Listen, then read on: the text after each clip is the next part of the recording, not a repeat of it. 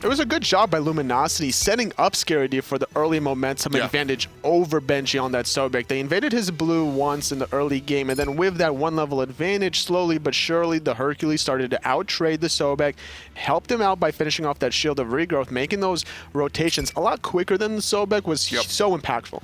Circuit and Red Tasker also banned out by SoaR Gaming this time around. Thoth and Sylvanas will be taken off the table by LG. SoaR have the first pick this time, and they will opt to go with the Zeus in the mid lane one more time. Baskin did a decent job on the Zeus the last game around. It was more of the Hunbat show for Mask, so that's what also the Hercules for SoaR. So he didn't truly shine on the Zeus, but Zeus is always that threat in the jungle. The ultimate alone deters a team from encountering you. So SoaR take the Zeus away from LG this game. Hercules and Hunbats, those are the two guys that ran game one. Very early Hercules pick. I wouldn't be surprised though if SoaR looked for some options to be able to shut him down, Odin specifically. Well, right here, it has to come here in these next two picks. A Wheelish will be one. That's kind of telling me that we're going to see the Wheelish Odin combo. It's not a bad idea because obviously Hunbats is going to be trying to engage with something, whether it's going to be the Blink, the Monkey Bounce, or the Jump. If he's going to engage with 2 out of the 3, you're waiting to find the pull on his leap out. Absolutely. Yeah, I really thought we were going to see the Wheelish into the Odin. I think that would have been... You generally want to pick a Wheelish next to the Odin so that the opponent can't counter the Odin initiation. And of course, the Odin going to work well against the Hercules. Honestly, work well against this whole draft. Luminosity should really be looking to ban out the Odin. Even Odin's not a good character in and of himself, but he just shuts down Herc so hard that he might be the option for SoaR. Luminosity picking Poseidon for Baskin this time around, and I like the idea here because the Hunbats Poseidon ultimate combination could be used early game against the Geb for Jigs, trying to find, because normally you don't pick up purification beads on a support, so he could be in a position where he could get the focus of the Krakens. Well, if that's the case, I mean, we will see the support make the adjustments. We've seen that a number of times, looking specifically towards the meta a couple of maybe last year, where Team Eager forced opponents to buy beads on their support because a Wheelish just kept focusing you down. It was a really problematic moment in the meta, and that's why players shifted. Apollo for Vedium, Tyr for the solo lane. This is one of the better gods that Benji has at his disposal. I think this will be a much better look than the Sobek was last game. Guardians get taken advantage of too much in the early game. The Warrior Tyr is going to be having a better chance at surviving against the early game Hercules, but very defensive-minded here for Jeff Hilla yet again, going from the Geb the last game to the Kepi this time around. Looking to save some of his aggressive players. If Hunbats and Hercules are going to go that deep, Jeff's going to be standing to the sideline just tossing out the damage reduction bubbles and then trying to save the player from a distance. Certainly want to look for that. SoaR Gaming still on their look for their first win of the season. Homeafe again on another powerful character that he's known for. The Wheelish, we'll see if it works out. The Wheelish is a god that kind of needs that early game momentum spike to be able to make a huge impact. And normally you don't see defensive Wheelishes here, but this wouldn't be a bad idea for him considering the fact that Mask is on this Hunbats. The counter engage is usually stronger than the engage anyway. As long as the initial target of Luminosity survives for a little bit, Homeafe can turn that on its head. And don't forget, you've got knock-up assistance over there, solo support, and even the Hunter roll. So you're going to have help out for the Wheelish ultimate for pretty much any target if they have a jump or not. So definitely want to keep an eye on that. Barracuda's here in the mid lane. That's going to surprise some players.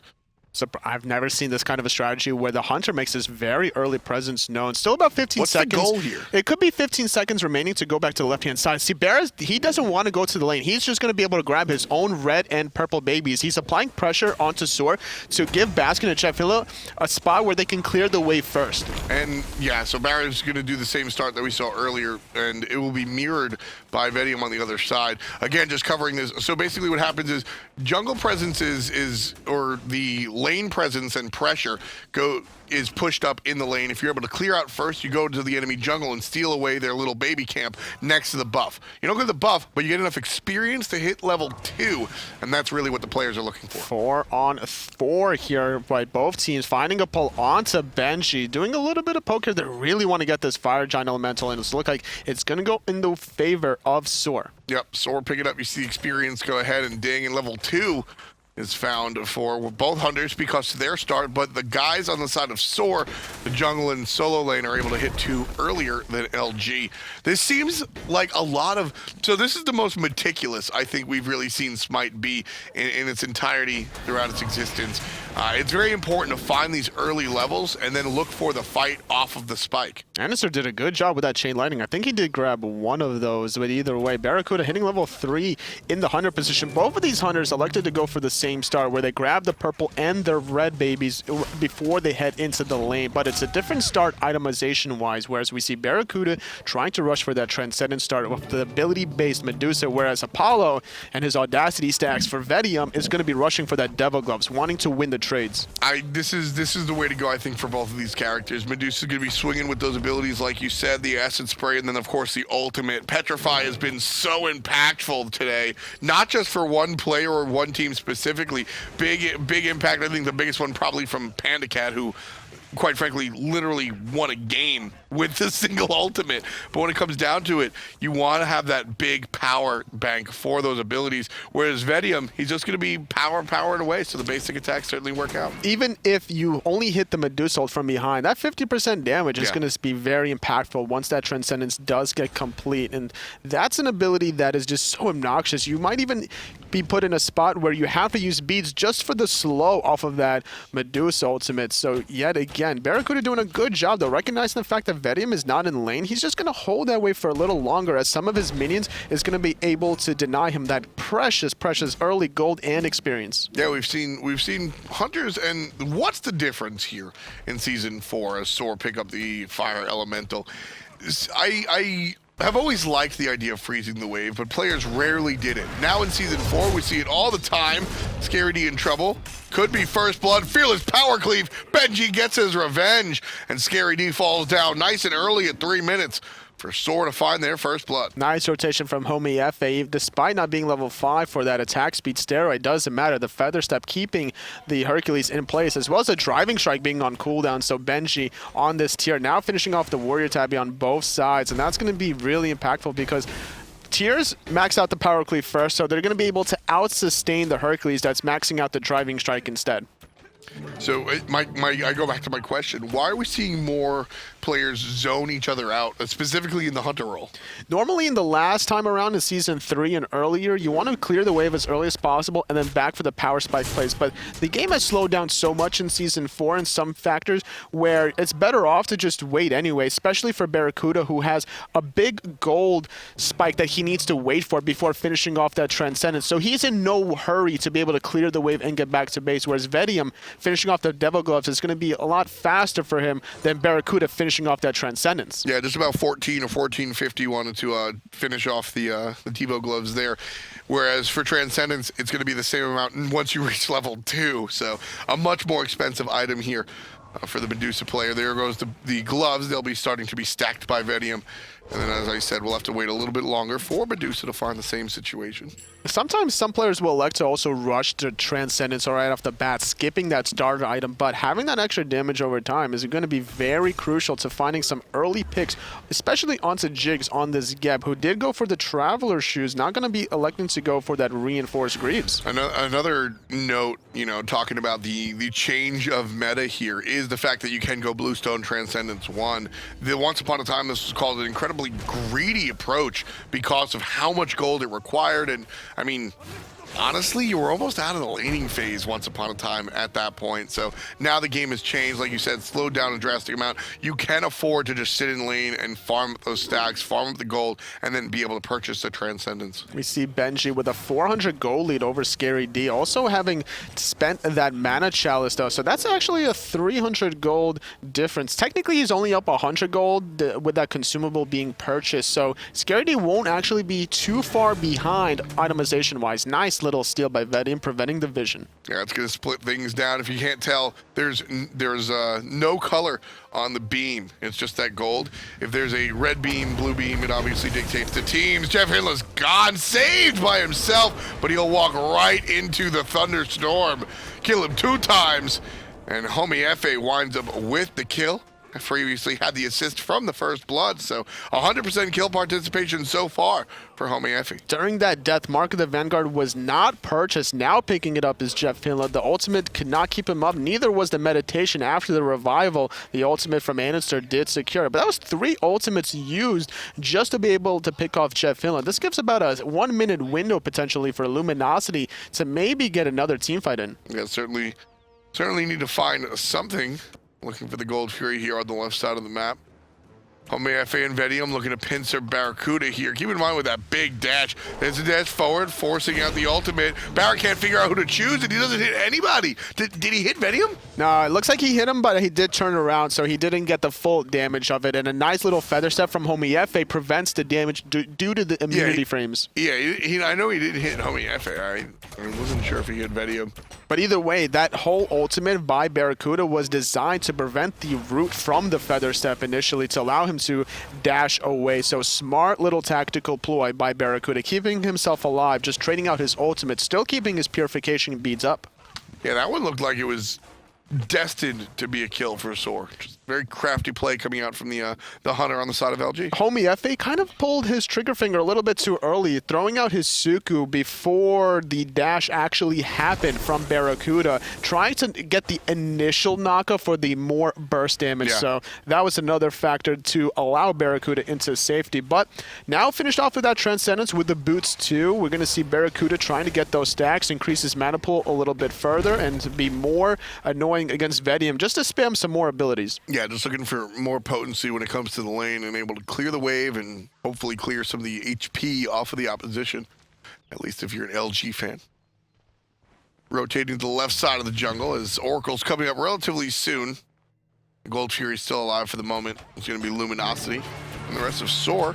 Everybody pretty much is rotating the left side except for LG. It's going to be Scary D with the counterattack. His mask shows up here on Benji, but it's more about the farm than it is about the aggression. I like the fact that the Mask is holding on to his ultimate against this level 10 tier that does have Silver Breastplate available. It's a decent amount of physical defense to keep himself alive, and with the very short cooldown, 8 seconds on the power cleave, he's going to be able to sustain a lot. So you better kill him before 8 seconds. Homie here jumping in the mid lane. Following Mask, essentially. Just keeping tabs on where the enemy jungler is. Wants to make sure to mirror his movements. Good vision being dropped by LG. Jake's trying to protect those Oracles, and down they go. They're all SoaRs, and the vision on the Gold Fury will belong to SoaR Gaming. That's what you need to do to be able to secure any objective. Normally, that's a position that you'll see during Gold Fury being started. You'll have the support or the solo laner overextend a little bit, but they're not actually trying to engage your fighter. They're just going to throw out some abilities to stop you from entering that little Gold Fury area so that the rest of your team can secure those objectives. So, going to have about 90 seconds of vision on the side of SoaR at that Gold Fury. Continuing here, Andy on the mid lane. What's your take here? How do you think Andy's been performing here? At this point, he's been doing a good job just surviving this game, so making sure that he follows up off of his teammates whenever necessary. But the last game, he struggled quite heavily. He rushed into that Doom Orb right off the bat. He didn't have the physical defense when it mattered the most. The early aggression from Mask really paid off, and it seemed that Inster didn't really pull the trigger during his circle of protections whenever he really needed to. He didn't respect the damage out of Mask. Just really waiting and using it more for the protections than anything else? He just didn't really calculate the damage coming out of Mask more than anything else, or he didn't value the healing potential out of the Ice's ultimate. Maybe he wanted to save it for the Gold Fury instead of using it during a little skirmish, but whenever a Hunbats just dives you 1v3, there has to be some sort of counterplay, and Anister, the last game, didn't really have it there. Second game, though, here on the Zeus, already with 1 assist to his belt, he made the transition by going into the Dynasty Plate Helmet this time around, respecting the potential damage out of this Hunbats. Yeah, I mean, Mask had a fantastic game number 1, and right away he's going to go into that Hydras to keep up that damage as well. So we'll see if Mask can reprise his previous performance on the Hunbats. Chalice of Vision here, coming out of both supports, trying to control the most important Gold Fury side of things. Anister did get hit by the monkey bounce, but Mask didn't want to jump in there. The level 10 Zeus will do a lot of damage here with Shoes of the Magus finish with Dynasty Plate Helmet. That's a decent amount of penetration. So when do these players really make it look for the next large objective? Somebody's going to have to be caught out of position, so there's going to have to be a lot of vision from both teams. The Oracle vision is going to be put into place, but this is the play that you're talking about here. Normally, a lot of teams will now look for this kind of aggressive play in the Portal Demon since it's not as much gold on the side compared to Gold Fury, but the fact that the Portal Demon was taken now, the sound goes off, Luminosity are alerted about it, and they're probably going to be heading towards gold. Or not. It doesn't look like it. I thought the fact that they saw Jigs took that much damage in the mid lane that they could maybe force the Gold Fury, especially considering the fact that Barracuda pushed out the dual lane, and that could have been a 4-man collapse onto that Gold Fury, but instead Red Buff has respawned, Barracuda electing to go for that one instead. When it comes down to it, you still have Vedium over there lurking in the jungle. Ren stole a Gold Fury with a So Beautiful once. Could be done again. Jermaine stole it with a Rama in hand. And then VEL'd all over the place. That sounds like Jermaine. Luminosity wrapping around here. Oracles have spawned. Vedium the first one to really look at them. Luminosity are probably down to fight over this vision, but it goes to SoaR pretty much without a hitch. The monkey bounces from Maz did connect onto Vedium. He could have potentially looked to take that teleport, look for the Fear No Evil, force the Purification Beats to get out. But the problem is if he goes in with the monkey bounces here, he's going to have to jump out. And Homie F is going to be waiting for him to jump out with that ultimate. Yeah, so just a little, not the right way to look at it here, unfortunately. Early on in this game, though, 12 minutes on the clock, 2 kills, and all of them SoaRs. Much better look in game number 2 than in game number 1 or some of their earlier performances. Already off to a decent lead, 1,400. And this is what SoaR is going to need to do if they want to find their first win in the SPL spring split thus far. They're 0-3 currently. They have to make sure that they play very slow and calculated. If they have this little bit of a lead here, 1,300 gold, 800, 1,000 experience now at this point, they need to be able to make sure they give nothing back to Luminosity.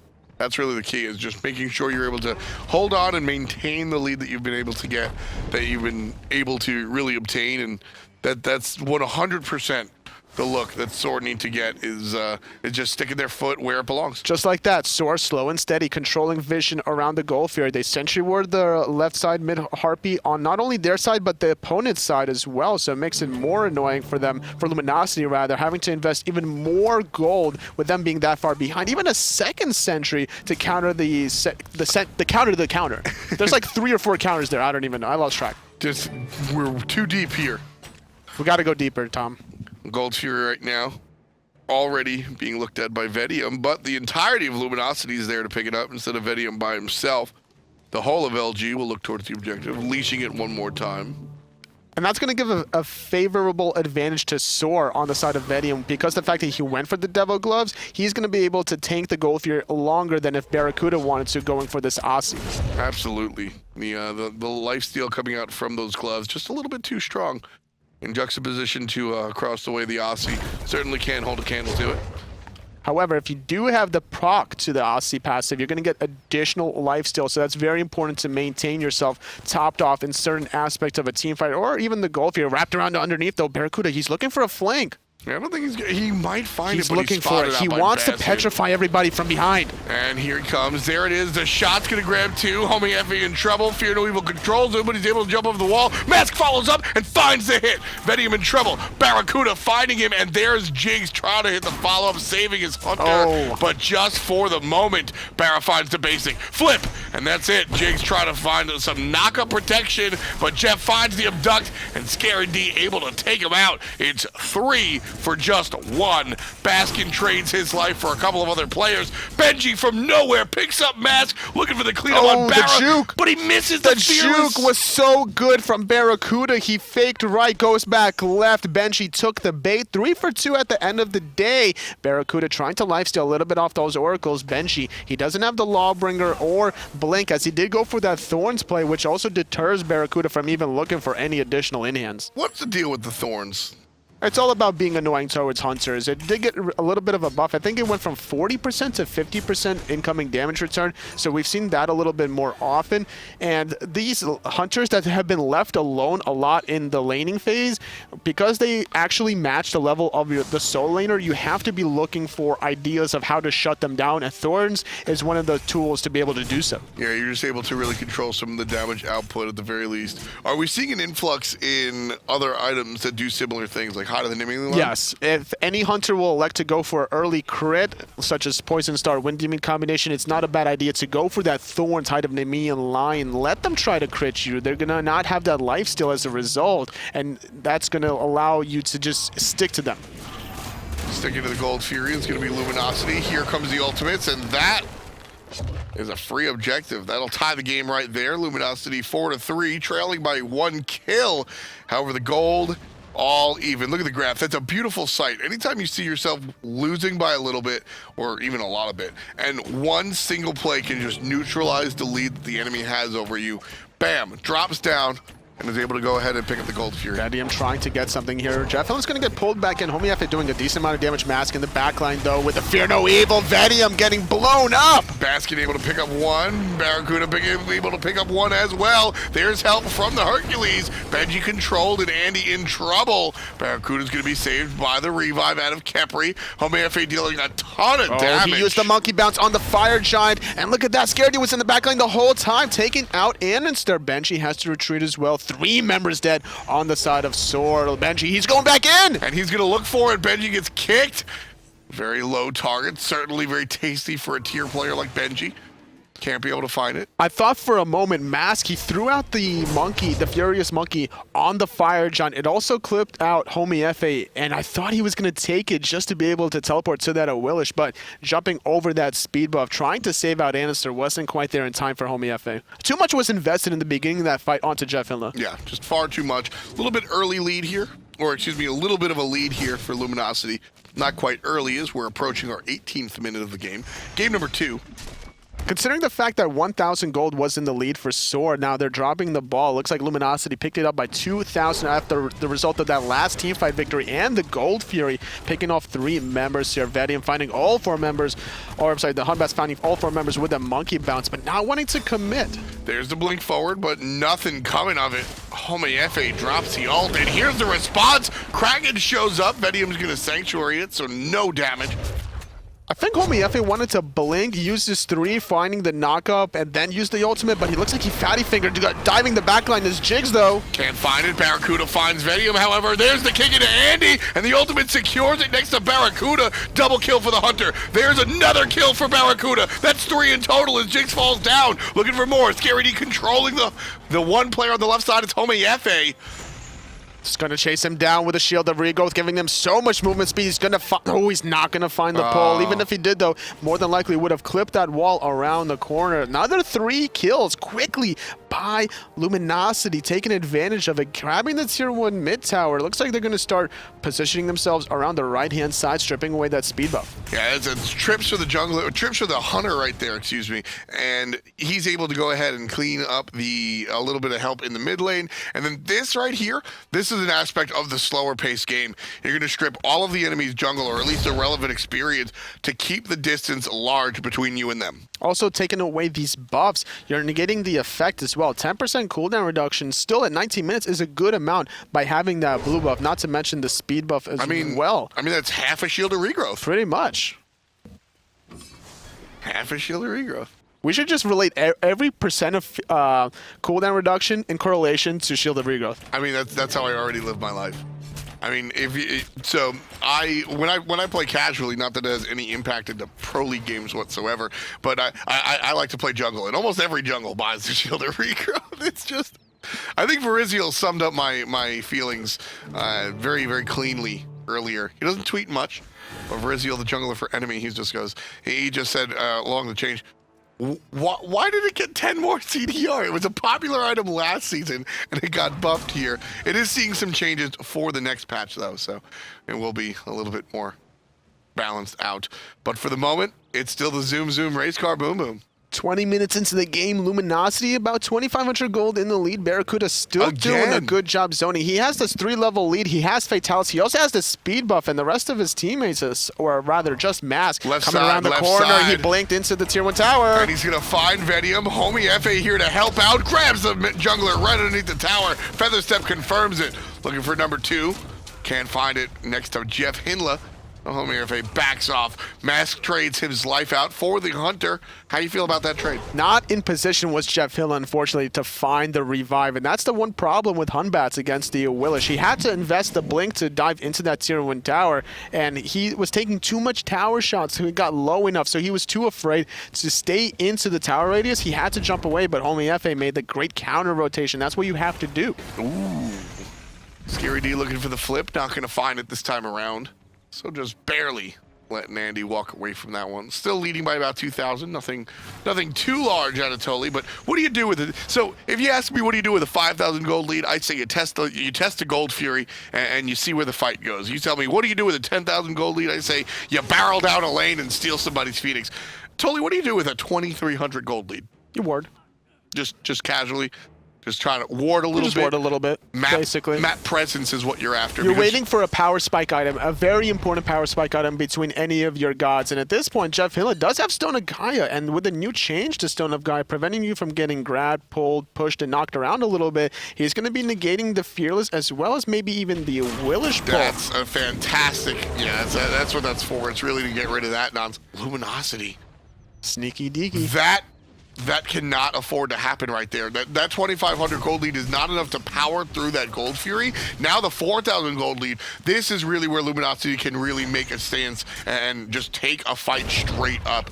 That SoaR, Totally, I don't think that could happen. That really just can't happen. You definitely need to be able to contest it, but you also have a little bit of an advantage with that Kraken being down because the Portal Demon is going to be started by SoaR. They recognize that's a huge cooldown for Baskin, not available. Now we see Benji and Jigs diving that backline. Portal Demon taken by SoaR. That's a good look for SoaR right here. Going to even things up just a little bit.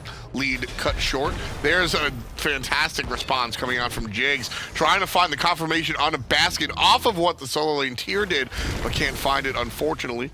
Looks like Baskin even picked up that combat blink ritual, being able to disengage from Benji into that mid lane, and he's going to be able to get back in a comfortable position. A lot of ultimates were burned there by SoaR, trying to get something going here, and that's going to give enough time for Baskin to regroup with his team with that ultimate that's about to come up. So we talked a little bit about Anister and his mid lane prowess. Here in week number 2, Baskin also making the shift over. How do you feel about Baskin here in the mid lane? He's been performing pretty well here. He's just a typical standard mid laner that is going for a more traditional build here, but hold that thought. Scary D in a 1v4 spot, gonna get pulled in by a Willish. Feather stepped around, trying to buy time. He's walking away from danger. And he's safe! He's out of there! There's the help from the support player. He's able to zoom out thanks to the shield of regrowth and the heals coming out. Pops the thorns to punish the opposition and make them pause. Jeff Hindler shows up with the ultimate, and then there's the turnaround. Scary D looking for damage of his own, tosses his own ult towards Benji, and Jigs is gonna be chased as well by Mask. But as soon as the shield comes down from Andy, that's going to cause the retreat of Luminosity. Scary D just survived a 1-on-4 onslaught. He took so much damage just now finishing off that Bulwark of Hope. That was without fully finished Bulwark of Hope, and he survived that. Now, granted, he did have Jeff Hiller's ultimate at the very tail end of that, but wow. Shield of Rigo playing a huge part, being able to get a little bit quicker away from the action once he popped that healed. Basically cut the gap between Jeff Hiller and Scary D to allow that ultimate revival. Yeah, it's definitely one of my favorite items. I do think it is a little powerful, which is why it is getting adjusted next time around. So we will definitely see. I think it's still going to be a popular, potent item. Oh, absolutely. And because of the fact that even though Scary D took a lot of damage there, all the abilities were down from SoaR. So Luminosity wanted to continue chasing those kills, but Anister, all it took was 2 abilities to deter all 5 members from Luminosity. You pop the shield, you pop the chain lightning off of the shield, and with the combination of the Gem of Isolation, everybody from Luminosity is going to get so slow that you cannot continue to chase. Yeah, the Gem of Isolation, very interesting choice here from Anister in the mid lane. I like it. It's not very frequently picked up on the Zeus, but anybody that's caught that Thunderstorm is really going to get stuck. It's a utility-based item mostly for mages. It helps out Poseidon a little bit more because you're trying to get them close closer to that vortex of the whirlpool. But on the side of Zeus here, you're trying to keep people closer inside your ultimate. Benji, though, on the top-hand side, he could get collapsed on yet again. And that might be the case. Here he is. Ultimate's going to separate Scary D from the solo lane. In the sky, though, it's Apollo. He's going to land down, searching for a spot to land. There's Jake just getting controlled and rolled, flipped back, and he's just gone. Number 11, and Scary D continues 3-1 and 5 on the Herc. Look at Scary D, he's trying to push Anister away from the tower, the root, and the abduct, the boulder, finding the Zeus. Scary D is not done yet. He's going to continue to dive. He's going to find the pull, forcing the beads out of Vedium, the mesmerize, but he's going to get interrupted during the dash. That's going to be the third member dead here on the side of SoaR. Just control. That is what this Luminosity team has done. It has just controlled the situation, it's controlled the players, it's controlled the team fights, and it's controlled the map. You see the chalice of the Oracle coming out from both of the supports. Jeff Hindley has lit up this right side of the map like a Christmas tree. SoaR has a little bit of vision right there, and LG, they just don't mind. They don't care, because everybody's dead and they can't respond to the Fire Giant anyway. Jigs tried to save Benji there. He was getting collapsed on earlier on, so what Jigs did is he blinked, used his Cataclysm, trying to save his solo lane tier player, but without that ultimate cooldown and then blinking himself closer to that tier 1 tower, he was just getting knocked around all over the place. And Homie FA, he tried to find a mask. He's going to try to find a counter Homie.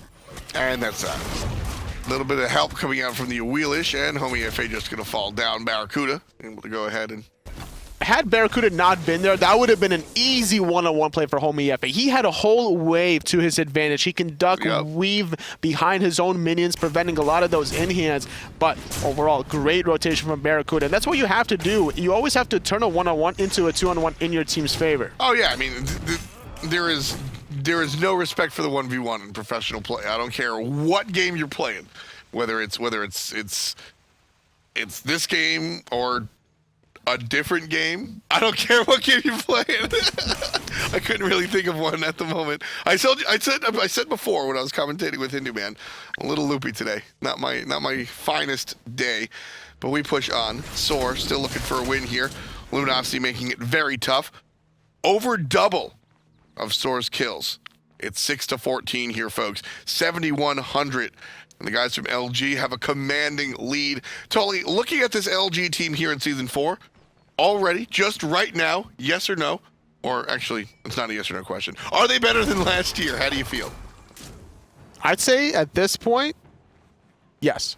Luminosity are a lot superior than their last year's performance. Now, granted, they made... hold that thought, though. Diving the backline is Jigs, trying to save this tier 2 tower, but with the Fire Giant sustain, Benji diving as well. Homie Effie from around the side, looking for the knock up through the wall. Can't find it with the jump already down for the Monkey. Might be an issue. Here comes Andy pushing forward, controlled by the Monkey. Barracuda picks up one, and Scary D from the backline. There's the double kill for the Hunter. One goes to basket as well, and that's just a wreck for SoaR Gaming. 40 seconds on these players. Scary D finds the lift, pushes forward Vedium, uses beads, chased out. There's the shot, the delayed kill from Barracuda. 4 players out for 30 seconds. That's game. That could be game. It's only Benji against all 5 members with Fire Giant. Now, granted, there's 2 tier 2 towers that's going to make this Titan a little stronger. There's 20 That's a frenzy ritual, though. That's game. Yeah, 20 seconds left on the respawn. If respawns were cooldown reduction, we'd have 4